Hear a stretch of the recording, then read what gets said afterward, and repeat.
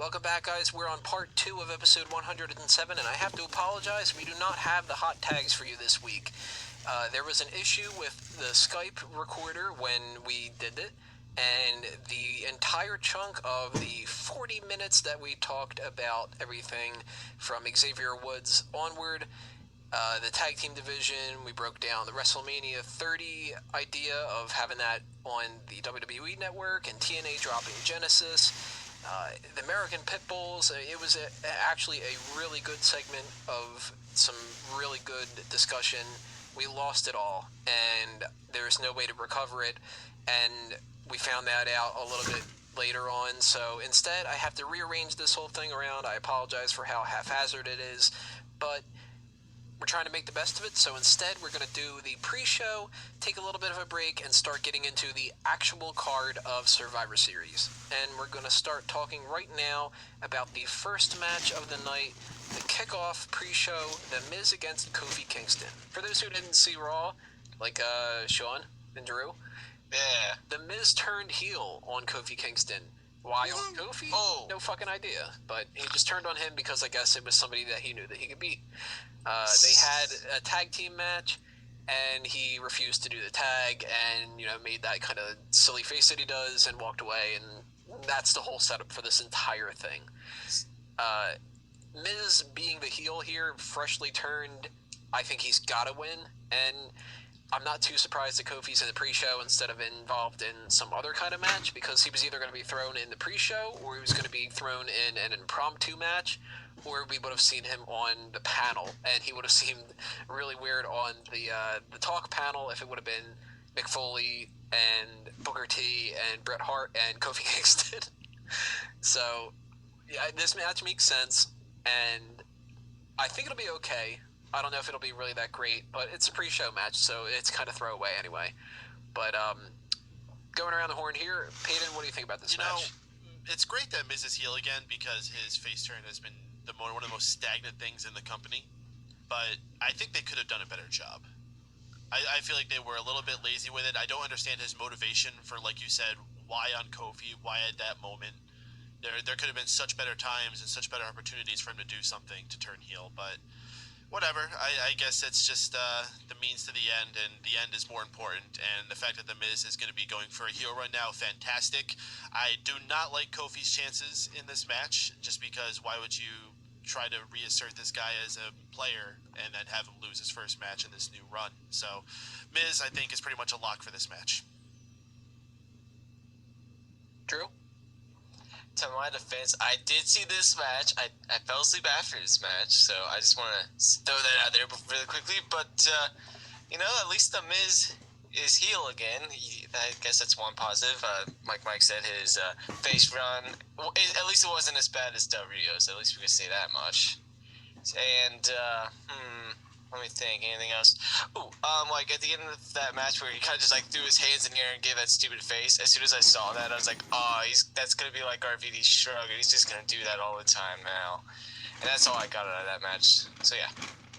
Steven? I liked that he turned heel, but why should I give a shit? That's the biggest issue I've got with the whole thing. His turn really didn't mean nothing, and I think I'm on the same boat as Peyton when it's a situation where they could have chose a better time to turn him heel, so he had more of an impact, and I was given more of a reason to care. Steven, it's because it's The Miz, and he's awesome. That's why you should care. Oh, okay. I just wanted you to know. But yeah, Miz is winning this match. If you think otherwise, then you're probably on the WWE booking team. Sean? I'm just glad this mother trucker is turned heel, man. That's pretty damn boss for me, because I'm a big fan, so yeah, Miz is gonna win. Don't like Kofi all that much, but yeah, gotta give it to my way, The Miz, because he's awesome. And Miguel, what do you think? He sounds like the most enthusiastic out of all of us. Yeah, I don't know. I mean, this matchup honestly does nothing for me. This isn't even like 9 o'clock main event caliber matchup on like WWE Raw. This is like that first matchup you put on after the really long Triple H promo to start Raw. I'm just gonna go with Miz just because it really makes no sense to have Kofi win. But honestly, I really couldn't care any less about this essentially matchup. Is just an exhibition for heel Miz, and it's the heel Miz's chance to try to get over as a heel again. You know what? I bet if he doesn't encapsulate this crowd and get this show going good, we might not see this heel run go very far. Yeah, you never know. I mean, it's not something that he's going into it full steam and it's super popular and he can't lose, kind of. So, I don't know. I mean... Well, the only reason they even keep Miz around is because of the fact that he's good for PR. He speaks multiple languages. He's still got that reality show fame to him in a way. It's one of the only reasons they see that. In terms of his in-ring abilities, I don't know. He does nothing. I mean, they tried pushing him into the main event scene for WrestleMania 27, I believe, and it did nothing. I wanted to like The Miz, but it's just I don't even hate him. I just have no opinion on The Miz anymore. He can speak multiple languages. I mean, I know he speaks douche and cunt. He obviously speaks about first round Marine. Hey, got him married, about Miz's main event run. I mean, aside from that main event at WrestleMania, which is not his fault, he just got overshadowed by Cena and Rock because that's what it was all about. He was just the third guy. But the rest of his run, when he was feuding with John Morrison and Jerry the King Lawler, I thought there was a lot of compelling stuff that happened. I actually like The Miz quite a bit, and I think that he's underutilized. I don't know if I would put him as like the top guy or anything, but I think he doesn't get anywhere near as much credit as he should, and I think that this whole reason that this babyface turn didn't work is just because WWE didn't put anything behind it. It wasn't their priority. So what happened when The Miz turned face? Nothing. He didn't feud with anybody really. He didn't change his character that much. I mean, he shouldn't have changed too much, but he didn't hosted like. A lot. You know, he hosted Miz TV, which a lot of times he would get his ass kicked on the show, which people aren't going to really respond well to that, or he just wasn't on a pay-per-view, or he had some kind of a half-assed feud with somebody like Fandango. It really, like, they didn't give him much to work with, so what else was he going to do, you know? But we're all in agreement here, he's winning this match, so it could be at least, like, a good kickstart to this. Not to make a pun off kickoff, but maybe that's going to be the thing that is a difference maker, and maybe down the line we'll see him turn babyface again, and maybe it'll work then. I think Miz needs to debut a new finisher. Oh, he definitely can't use that. Maybe you can use the bearded wizard. Maybe. Yeah, so we're all going with Miz here. We're all thinking, kind of. And that shouldn't be the reason that everybody will buy Survivor Series. So if that's what WWE is going for, they should look for something a little bit different. But we still got some more matches that we're going to talk about here. And the next match we're going to talk about is a little bit more exciting and one of the more matches that people are going to buy the pay-per-view for. Daniel Bryan and CM Punk against Luke Harper and Eric Rowan. Our main event is going to be AJ Styles getting a shot at the WWE World Heavyweight Championship that Roman Reigns currently is holding on to, and we have an Extreme Rules match stipulation going on for this, so there's going to be interference guaranteed from the club and the bloodline. I like the idea that they're going with the bloodline now instead of just the family, something a little different. And I mentioned this earlier, I think that the whole point of that Tornado Tag Team match is to put the seed of doubt that Roman Reigns could be dropping that belt, but he ain't dropping that belt. I'm not going with AJ Styles in the slightest bit here. I think that Roman Reigns is retaining, and it's either one of two things. Reigns just happens to beat him, just clean, whatever, he wins, he's the guy. Or maybe the club splits up.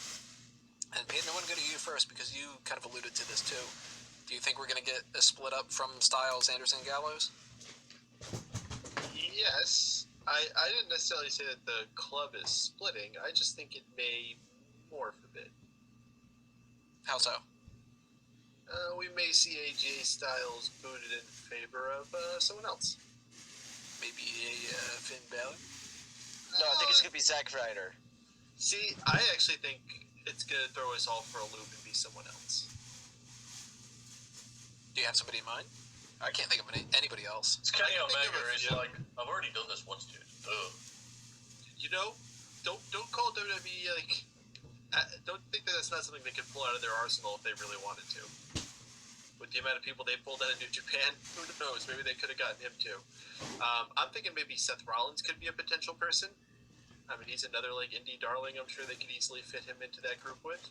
The new J&J security. Sure. I mean, they both kind of look like Joey Mercury, right? Someone else, like maybe even like a Samoa Joe. Oh, Joe. Everyone thought it was going to be Finn Balor, but no, Samoa Joe comes in and takes his old buddies. But wouldn't he team up with Reigns and the Usos? They are all related, right? Yeah, they're like practically the same person. They're part of that bloodline, yeah.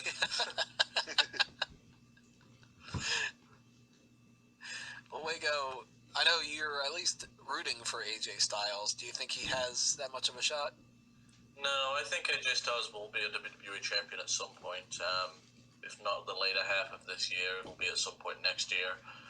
But as far as this match goes, it's Roman Reigns' time, and I think he's going to hold that belt for at least 6 months. Kalen, what do you got going on here? Reigns, Styles, Club, Samoa Joe, Bloodline. With this one, I think we are going to see the Club and the Usos coming down at some point, but I think they'll be distracted with one another. I believe that this match is designed to make Reigns look dominant over AJ Styles. Reigns is going to retain, and I don't think it's going to be overbooked. I think we're going to see, like the last one where they kept restarting the match, I don't think we're going to see any kind of funny business like that. I think we're going to see Roman Reigns looking dominant over AJ Styles, getting a clean win, 1, 2, 3. I think Reigns is going to hold on to that title till at least SummerSlam. I'm thinking well after SummerSlam even. Drew, who you got going for this match? Title change? Not yet. I wouldn't be surprised if a certain someone were to be in the Money in the Bank ladder match, though, and they win the title, and then the Club possibly beats up Reigns and someone cashes in the title on Reigns at some point. Who might that person be? Samoa Joe. Maybe Samoa Joe. Maybe it's AJ Styles. Possibly it could be Finn Balor. Who knows? It's a wide world of possibilities. But I think that's the ending I would like to see the most out of all of them. So I want to backtrack a little bit and ask this as a general overall. We went through all the different matches that have happened. Who do you guys, what do you guys think is going to end up being the best match of the night as far as quality goes? And what's going to be the worst of the night? And actually, you know what? If you want to throw out, maybe it's like a segment either, because we're probably going to get something with Shane and Stephanie, just like a backstage thing or something, right? So maybe that's going to be the worst part of the night. But, Wago, what's going to be the best and what's going to be the worst thing of the night? I think the best is going to be the main event. These guys delivered last time, and I've got no reason to believe they won't deliver again. Styles and Reigns bring up the best in each other by the looks of it. I mean, they've had great chemistry so far. As far as the worst thing of the night goes, probably the Kalisto match. It's exactly the same as what I'm going to go with here. Maybe, instead of the Kalisto match being the worst, maybe the Charlotte and Natalya one, I don't know, but I'm leaning Kalisto, Rusev. Drew, what's going to be the highlight and low point? Highlight's definitely going to end up being the main event, just because, like Wigo said, this is going to be awesome. They're going to tear their house down, so I have no doubt with that. Worst match? I don't think Kalisto and Rusev would have the worst match of the night, mainly because Rusev is a better worker than Ryback, in my opinion. I bet they could do something interesting with that match. If I had to guess something, it would be a throwaway pre-show match with Goldust and R-Truth facing Febreze. They could always add that in there. Peyton, what do you think's high point and low point? I would agree the main event is more than likely going to steal the show on this night once again after the performance those guys gave last month. How could you think anything different? As far as the worst point of the night, I'm going to say that it's going to be Baron Corbin and Dolph Ziggler. I think those guys might stink the joint out because I just don't think they're going to know what to do. I think Baron Corbin's still going to be a little too lost. And I think Dolph Ziggler's been phoning it in too much lately. So I think that's got a high potential to stink out the joint that night. Kalen, round us out here. What do you think? I'm pretty much on the same page as Mike here. I believe that the main event, Roman Reigns versus AJ Styles, is going to be the strongest match of the night. I think it's going to be very entertaining, although I would not count out the guys in the Fatal 4-Way for the IC title. I think that's going to be an excellent match as well. As far as the worst match, I agree. I think Ziggler versus Corbin, it's going to be... I'm not expecting much from that at all, and it's on the pre-show, which gives me even lower expectations. So I'm expecting that to be the worst. If we're just talking about ones on the main card, it's thinking about Kalisto versus Rusev, but I'm gonna have to go with the women's match. So I don't know about you guys, but I'm actually kind of excited for this pay-per-view. I'm looking at it sort of like a B, maybe B plus, B minus sort of range. I'm looking at this. I'm looking at this more as an A. Yeah. Extreme Rules have been very good. Has been a very good pay-per-view for a number of years, and the card itself looks amazing. So I would not be surprised if this could possibly be the best pay-per-view that WWE puts out this year. That isn't NXT. Could happen. But we'll figure that out Sunday night when we do our live coverage of it. And, of course, we're going to follow it up with our pay-per-view post-show. So make sure you guys stay tuned for that. And go to smarkoutmoment.com to find out that live coverage. Pretty basic, just, my quick thoughts about what happens when it happens. And then, of course, we'll review that afterward and start getting into the stuff that we do next week and so on and so forth for building up to Money in the Bank. But we have one more thing left to do for episode number 235 here of Smack Talk, which is the Fantasy League. We're going to tell you what's happening there in the next part. Go ahead and click on that and find out who is currently ranked number 1, number 2, number 3, number 4, number 5.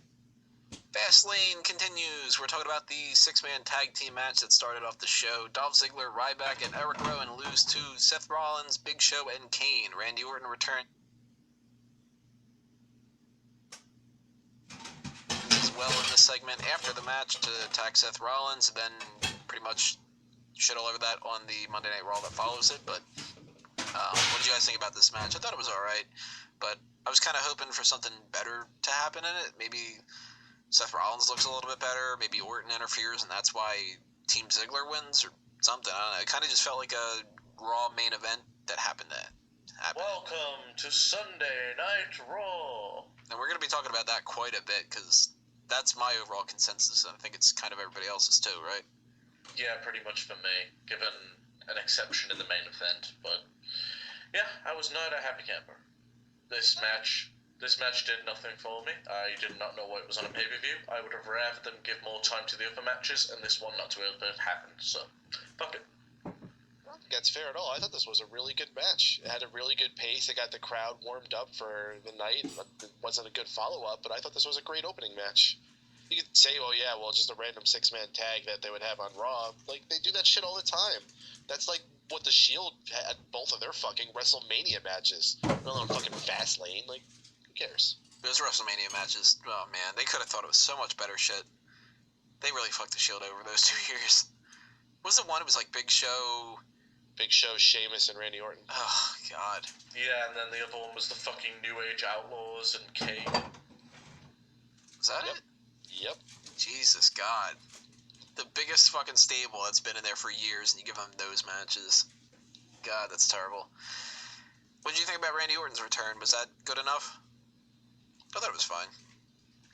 It was right. It was... Yeah, I would have rather him fucked Seth Rollins up by, like, costing him a match. Honestly, it was too late. Mm. She should have returned at least a month ago. Yeah. What, middle of the title match? Cost that for Seth Rollins? Or after that? I don't know how. I'm just saying, like, it's been too long. Like, Well, the buzz think for about Randy Orton has already waned. I don't care anymore. Think about it this way. Had they brought him back earlier, they would have given the match away earlier. At least now it'll happen at Mania. And not be a repeat like everyone else's matches. I'm sure we could have came back earlier and did something else. Yeah, but it's WWE. You knew they would have pulled the trigger too soon. That probably would have been a Fastlane match. Yep. That's what I'm saying. And then a rematch at WrestleMania. That's what I'm saying. Yeah, that's... Oh, man. We're going to talk about that. Fuck. we're especially going to talk about that when it comes to the next segment, and one a little bit later on, part 9, when we get to that, part 10. But the next match that we are going to talk about is really not going to be a good one if you love this match, because I'm sure we're going to shit all over this. Goldust versus Stardust. Well, where do I start? At last in the morning to my kingdom. Just tell me to fight. Did you see a UFO in that cloud? I saw it. Promise I won't get mad. You read my journal? Yeah. You sneaky little dillhole! That's what she said. That's my joke. Damn it, Dwight. If you're not excited right now, you better check your pulse. That was unbelievable. Chicago PD! Move in now.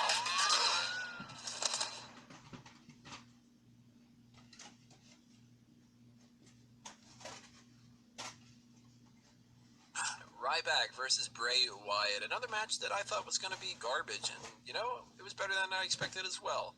I am kind of a little bit disappointed that this feud's not going on anymore, because I would have liked to have seen some kind of a gimmick match between them, but I'm okay that it's gone too, because the build-up for it was nowhere near as good as the match itself, which the match itself wasn't amazing. It was just better than I thought it was going to be. So kudos for them for being able to pull off a better match than I gave them credit for, and big guy's awesome. That's pretty much all I have to say about the subject. Anybody else want to go? What do you think about this? The big guy.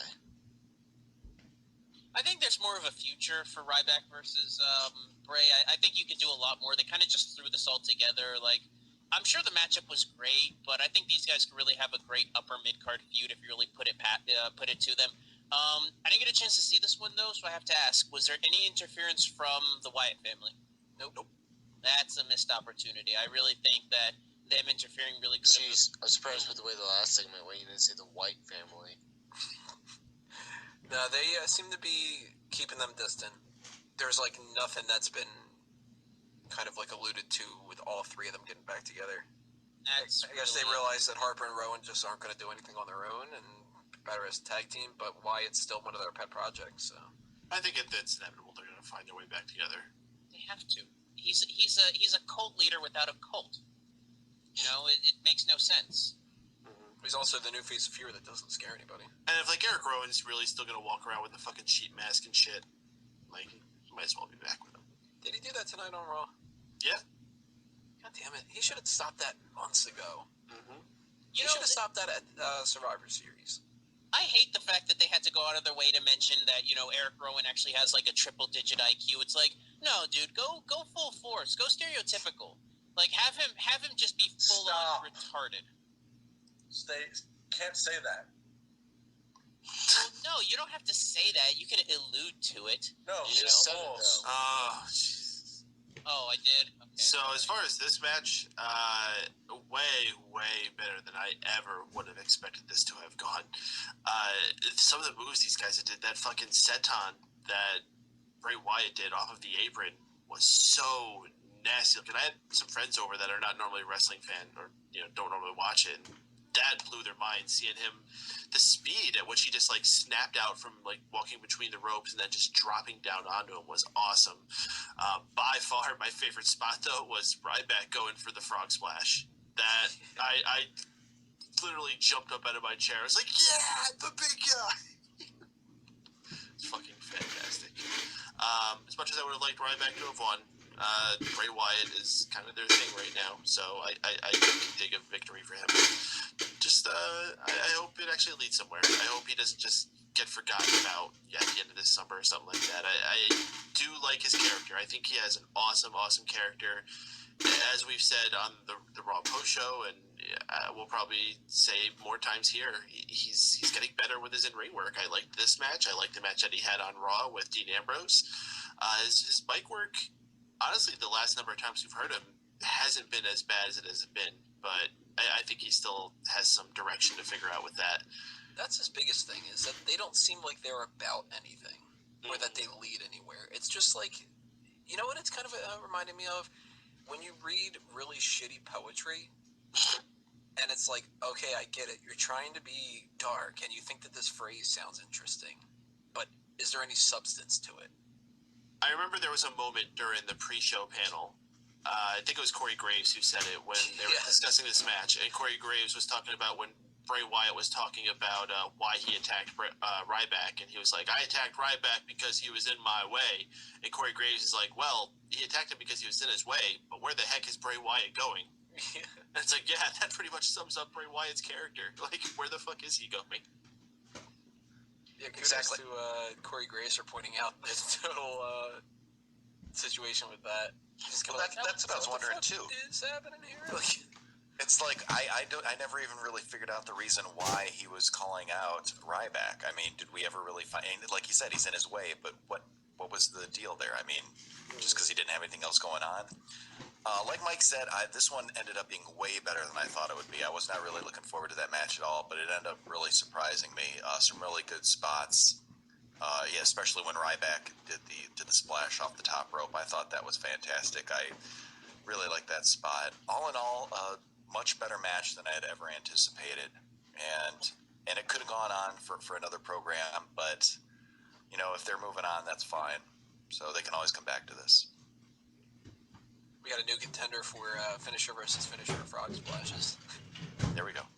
We did RVD, we did Eddie Guerrero, we did D'Lo, now Ryback. Well, I already went season 5, so Frog Splash. What would he call it?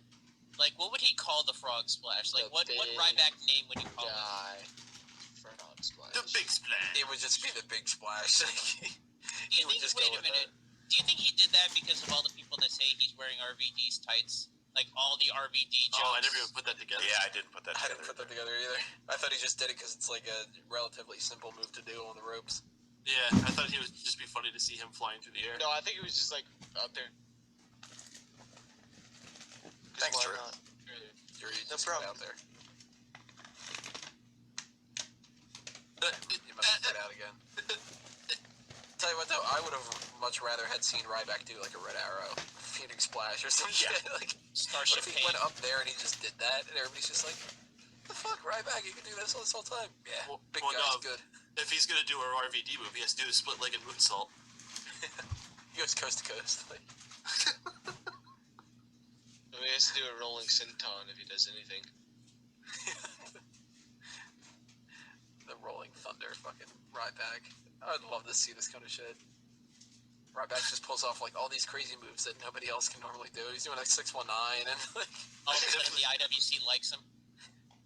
Definitely If he see him did a doing the rolling 619, senton. the IWC would love him. Like, imagine him just going topsy-turvy, rolling over and over, be like a big kid. Anybody else? Wait, you didn't go about this, did you? I thought it was a solid match, nothing special. I think the outcome made sense, and I don't no idea what the fuck Ryback's gonna do now. He's gonna beat up Sheamus. Yeah, He's gonna be the Elimination Chamber. Yeah, then what? Then he's gonna face Dean Ambrose at SummerSlam. Then what? Then he's gonna face King Barrett at Night of Champions for the IC title. So there. Then what? Then he's gonna face King Barrett again at Hell in a Cell. We should trust Drew. He is living in the future with this internet. Ah. Basically, what's going to happen is they're going to build him up so they can you put don't him know. I against. know. No, I'll tell you exactly what's going to happen. They're going to build up Bray Wyatt so he can go up against Roman Reigns, and Roman Reigns can beat him, and then he'll go back to the mid card. Miguel. Drew knows. No, you guys, this is Miguel's show. Let him speak. Oh, poor Bill. I think that's good enough for this segment. We have a couple more things to do. So, U.S. title match is next. And we'll follow that up with Ella Twins, King Barrett, Seth Rollins in the main event, and then the Fantasy League, and that'll be it. So stay tuned, everybody, for the I Quit match. Turning Point 2012. Yeah.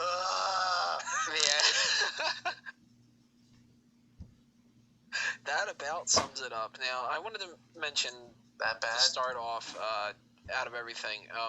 Somebody had commented on the last, I think it was the last TNA pay-per-view, that they said that I give everything if for some reason you don't follow the website, I don't know why, because why are you following the YouTube channel, not the website? But Bastards. yeah, if for some reason you don't, the way that I rank my pay-per-views, I didn't always do it this way, but I figured it would work, is on like a good, okay, bad scale, which I call, it's a 3 count. If it's good, that's the pinfall, you know, that's the one that wins, that kind of thing. It's hokey, I know, but I love my puns. A 2 count kick out is, or a 2 count near fall, I mean, is kind of like the meh, it's a yellow light if you're looking at a street light kind of a thing, and a 1 count kick out, it's bad. Somebody had said that I give everything a 2 out of the 3, and that I don't really like stuff as much as I should and all that kind of stuff. And I pointed out that the previous 2 WWE pay-per-views I gave, or actually the one previous one was a 3, and that was Night of Champions, and I think I actually gave a 3 to Hell in a Cell too. Really? I think I did. That had to have been a 2. I remember you did, and a lot of it was you were being told that you're very pessimistic as well. A lot. Every single time you even rate a pay-per-view. I think it was one of those things that it pushed it just far enough into like a 3 or something. But either way, this got a fucking 1. This was shit.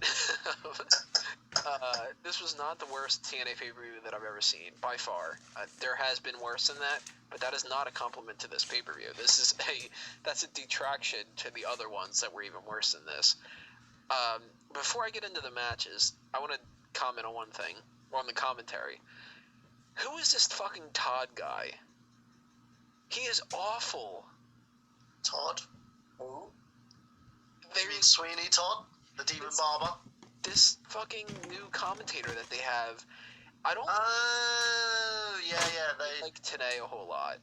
he came from a sportscasting network, and they're trying something new where they're having the first set of commentators. Like, they do the first half, and then you've got the second half. And I'm thankful I don't watch. It's him and Tenay and Taz. Now, I make fun of Taz constantly because Taz is terrible. And Tenay is kind of like poor Tenay. Like, if Tenay could be just the play-by-play guy on a normal sports thing, he'd probably be fantastic. But I don't really think he's that great when it comes to wrestling because he's not exciting enough and everything like that. He's kind of like a Todd Grisham. My issue with today is the fact that old Todd Grisham. He's too arrogant in comparison, because he feels that he deserves more than he really does. If that makes sense. I kind of know what you're talking about, yeah. Mike Tenay, he feels that he should be in JR's position. Yeah. As a commentator. Where he's not even for WCW for a bit, he's not even a Michael Cole. Well, Michael Cole's way better at commentating pro wrestling than Mike Tenay is. I even liked Shivani more than Tenay. Yeah, Shivani, he was literally a child of the WWE before going over to WCW. So hell, I'd rather listen to Dusty Rhodes. It's a shame we don't have Dace on this episode. Talking about bicycles. Yeah.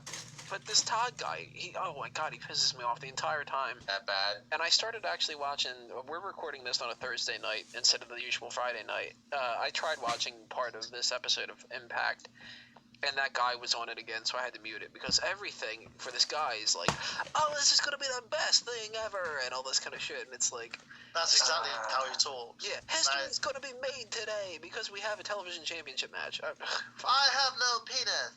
Oh, he's terrible. I wanted to get that out of the way first off. And Tony was waiting for his balls to drop, so the guy actually has a decent voice. So that was another reason for you giving the pay-per-view low score, was that he was on commentary the entire night of you having to watch it, pretty much. Yeah, and I'll give them a little bit of leeway on this. I was exhausted. I didn't get any sleep before this. I had been up for like 30-something hours again.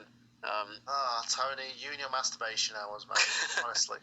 I keep telling him, just pace himself. He just won't do it. But, so I was tired, so it was harder for me to get into these matches and stuff. So maybe it was slightly better than what I'm going to say it was. And I'm sure there's going to be people that loved it, which if you did, then I'm glad you enjoyed it. I didn't. I couldn't believe, I felt it was a waste of money, and I didn't actually even pay for the pay-per-view. I also thought that it was funny that, yeah, neither did I. I also thought it was funny that they started off the pay-per-view by trying to do a Hurricane Sandy relief thing with some guy named Buckethead and Billy Ray. He had more charisma than like the entire fucking TNA roster combined. But they were going to try to break some Guinness World Record of the most people tweeting at a single time or something like that. I don't know. They didn't really specify exactly what they were talking about, but we never heard about it again as far as I can remember. Because they probably didn't actually, earn what they should have earned. The 1,000 people that bought the pay-per-view were going to do it. Like, donate your money now. We bought the fucking pay-per-view. That's all we need to do for charity. TV Championship was the first out of all of it. Samoa Joe against Magnus. Samoa Joe wins via submission after Magnus kind of goes like, hey, why don't you give me a rear naked chokehold and then I'll submit. It was a standard Magnus versus Joe match. We've seen it before. Yeah. It's nothing special. Joe is underutilized, in my opinion, as a talent. No, you didn't see this at all, Braden? No, I didn't. No, did not catch one bit of this pay-per-view. Smart. Apparently, that's fortunate. That led us into Tara and Jesse against ODB and Eric Young, and I'll give Jesse credit. Even because I'm a big... Does he deserve any credit? Yeah, well, you know what? I'm a big fan of the show Big Brother, and I've always thought that he was a complete asshole on the show and all that. When he kept talking about how he wanted to be a WWE superstar, I was like, this isn't going to happen. You're calling yourself Mr. Pectacular, and you're this arrogant prick and all this kind of By stuff. the way, that's Tony Mango's nickname. I want everyone to know that. I mean, come on, gimmick infringement. Exactly. If you see Tony's pecs, you can literally just bounce teacups on him. He's that awesome. But he did better than I thought he was going to, so I'll give him credit on that. But the match ended up going to ODB and Eric Young, which didn't seem like there was a purpose for that, because Eric Young is supposedly leaving the company now. Maybe it was like to try to keep him, or... Do you know what I was doing while that match was going on? Better use of your time. Yeah, pretty much was.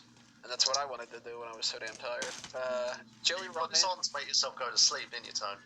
Oh, it worked right afterward. I fell right to sleep. I mean, I had that. I typed out that it had a 1 rating, and then I was fucking out. But then that led to the X Division Championship. Rob Van Dam retains against Joey Ryan. Standard RVD match. You know what I think about those matches for the most part. Yeah, man. You know what he even said as well? He goes, I don't even watch professional wrestling. You're working in the fucking industry. You're working with new talent, but you don't even watch the fucking pay-per-views. You don't watch the opposition. You don't watch any wrestling. RVD, no offense to you, fuck off. The best part of this whole match is apparently that Joey Ryan's finisher is called the Mustache Ride.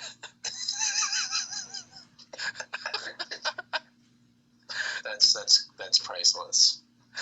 Van still champion. Fuck, that sucks.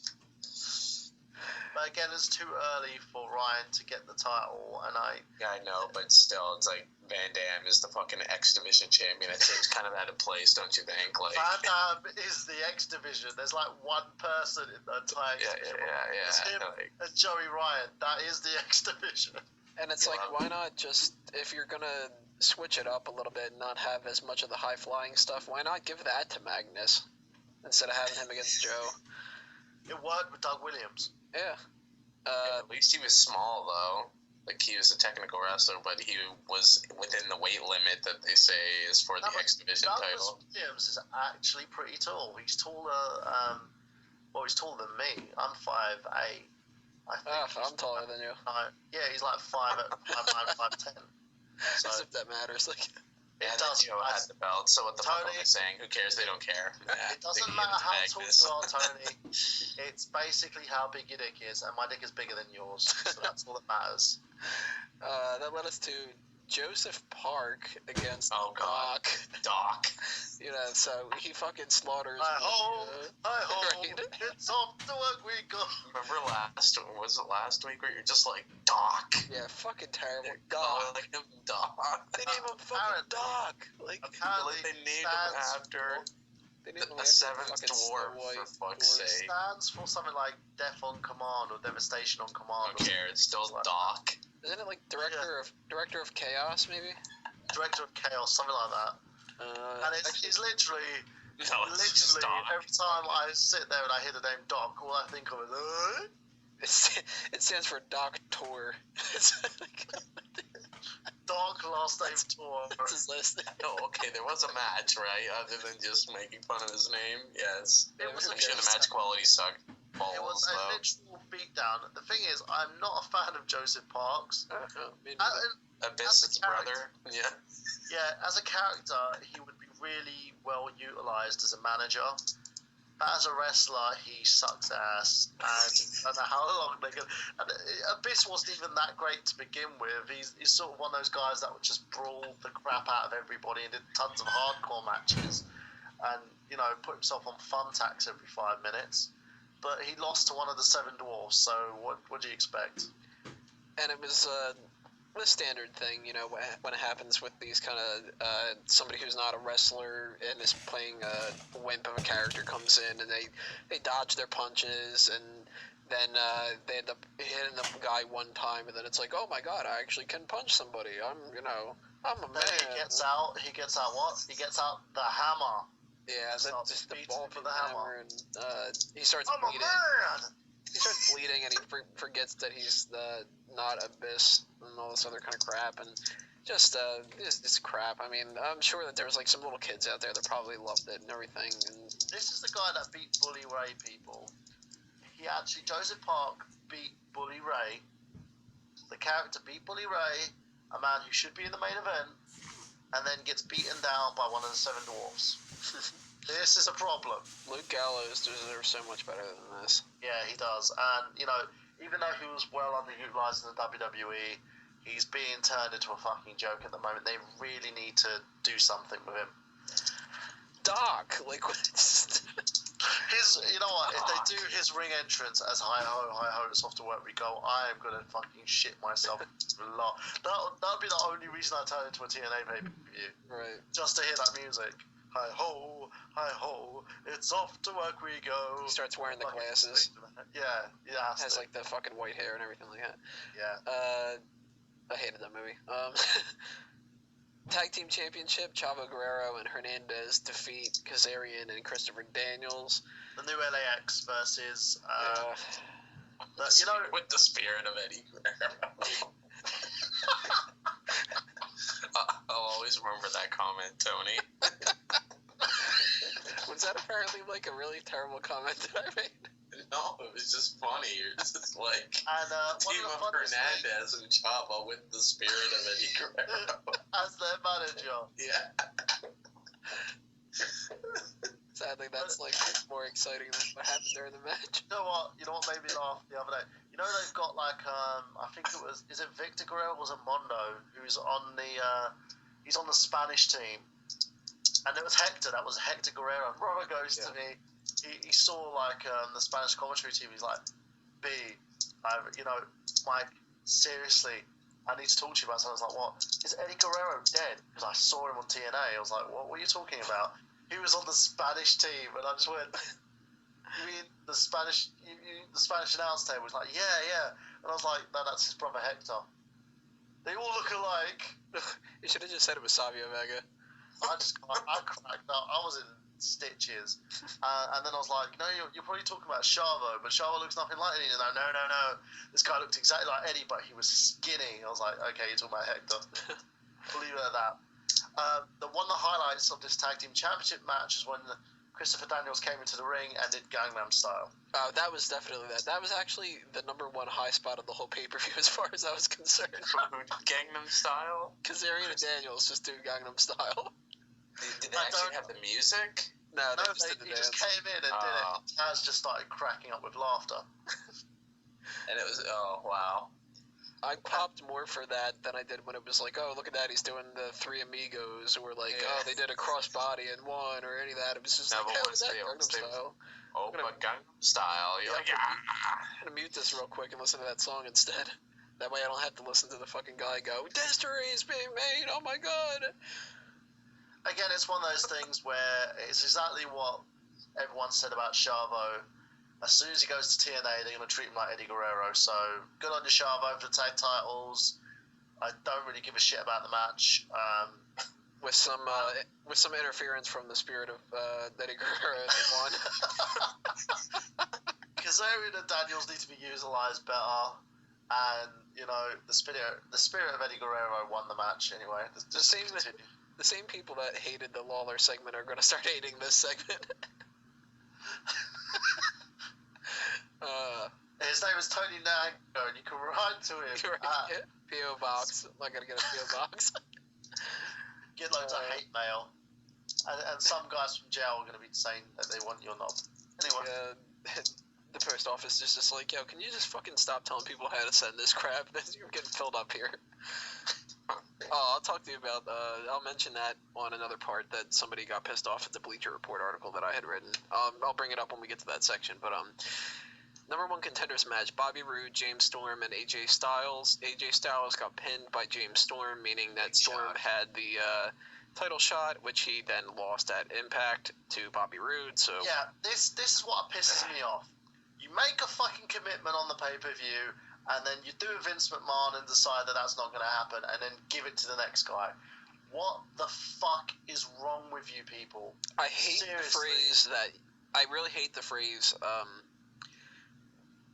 that you would want to have your cake and eat it too, but that really is what this was. They wanted to put over James Storm, they wanted to put over Bobby Roode, but they didn't want to have either of them not be the winner of this, and they wanted James Storm to get something out of it and then trade it off to Bobby Roode and then move on. Right. James Storm deserves a title reign more than Roode at this point in time. Roode's had his reign. Give James Storm, give a face champion a chance who is not fucking Jeff I just OD'd in my backseat Hardy.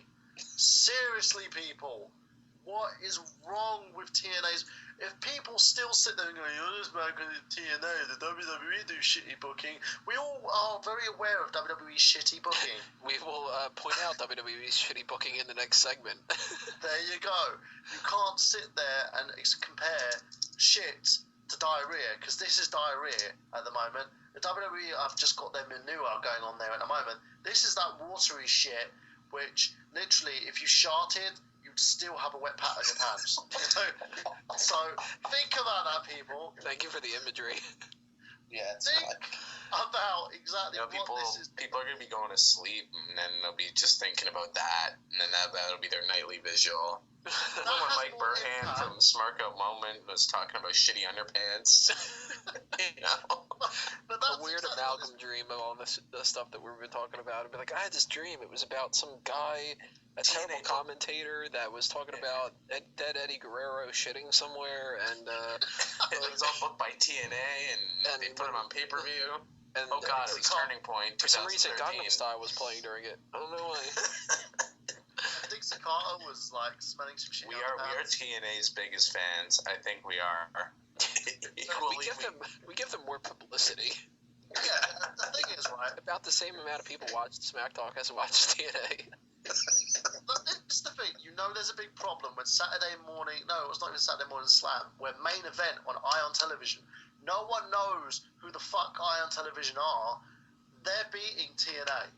In the ratings, oh no doubt. In the ratings. And their show is literally one match. And a bunch of promos. People would rather watch you go, okay, we're going to have Big Show against Sheamus. Let's talk about Big Show. Let's talk about Sheamus. Let's do a quick little match. And then redo what we did, like a Raw rebound and all that kind of stuff. They'd rather watch that than watch brand new programming from TNA. And this is where the problem is, and I know Eric Bischoff's sitting there toting his own he's pulling on his own knob at the moment at the fact that the WWE copied like his fucking Jeff Hardy monologue segment. Oh, I don't even know why they did that. And the WWE apparently said they could do it better either way, and Bischoff's like, innovative, right? Stop thinking about how innovative you're trying to make your fucking show and focus on the fucking booking. Wrestling 101, you need structure, you need stories, and you need planning. Piss poor planning creates piss poor performance. No one is going to want to see James Storm win a fucking number one contendership and then drop it the fucking number one contendership to Roode the next night on Impact. When their feud is supposed to be over with, too. Yeah. Wasn't that the blow-off of the feud last month? And yet they're in a number one contendership match together. And now they're still feuding. And it makes everything that AJ Styles has done and everything that he's basically gone through. Take that pin, too. Take that full... Everyone said it was AJ, because everyone was just like, Well, they're not going to do it with Rude. They're not going to do it with Storm, AJ. It was so fucking obvious, and that's what pisses people off. He's the one that they will be allowed to shit all over. I mean, he just doesn't AJ, care. Do you mind if Dixie just shits over you with her wet hands? Only if the storyline can change afterward and become a crack addict thing. Then I'll agree to it. You know, it's just one of those things where it just doesn't work. I don't understand it. I think that AJ Styles deserves fucking better than this. AJ, if you're listening, go somewhere else. Go to WWE and be a mid-carder. It'll help you out. Go back to fucking Ring of Honor if you have to. You'll be a bloody star down there. They'll sit there and lick your ass. They'll rim you for the rest of your life. Just go there. You can earn the same money as TNA. Oh, he could. There is no fucking reason why he's staying with this company that's deciding that all they want to do is diarrhea on him. And that's what they're doing. Like, at least they treat Sting good, so that's why he always stays there, you know. But well, they give Sting a golden shower. Sting sits there and is like, oh, more. With AJ, it's like, why do you like being there? Because they like me. Because they're my friend. That led us to Devon and Kurt Angle.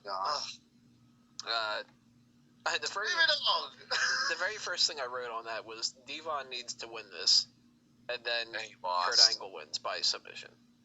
Quick submission too. Angle have to earn, out of this. Angle did not need to win this match, and he got the shit beaten out of him afterwards anyway. Just didn't like it. It seemed like filler, and it was filler. There's no other nice way to put it. This is what you've done, TNA. You've made Tony Mango go, He doesn't even want to warrant talking about a Angle match. He's like, that's it. That's how much an Angle match means. He's not even farted. He's literally just released a little bit of air from his mouth to signify a Angle match. Just. And I would move on right after that too, because that's all that it needs. TNA Championship ladder match. Jeff Hardy against Austin Aries. What the fuck have they done with Austin Aries, man? Seriously. Better than some of the other matches that they had on the card, but still just not that great. Typical Jeff ladder match, he wins. It's a specialty. Yeah, right. And continue to bury, double A, The only thing that was interesting out of the whole match, as far as like the spots go, or when they screwed up, and I was like, oh wow, that looks like he was it Jeff's fault? Oh, there was like what was it, one spot? There was a spot in it, I'm trying to remember exactly how it went, where somebody like tripped or something. There was like the ladder was kind of wobbly, and I think it was like Austin Aries like moved it into like a weird position or something like that, and then he had to like put it back, and then Hardy like forgot about it, and there was a drop kick. The drop kick thing, something happened. Fuck, I can't remember exactly how it went. Something happened where Hardy landed like his face in like the center part of it. You sure he wasn't drunk at the time? He might have been. I don't know. We just gotta ask Sting. Hardy thought he drank his breakfast. But I still don't understand that. The guy doesn't go to fucking rehab, refuses any help possible, and they're just like, oh, he's getting better with prayer and a little faith. That'd be brilliant. Oh, the guy has AIDS. He's getting better with a prayer and a little faith. He's being modest. Yeah. Modest. Outro. Best part of the match was the section where Austin Aries used a lever, well, not a lever, the button that controls what hangs up the titles, and he actually moved them up when Hardy was trying to reach them. I thought that was actually kind of cool.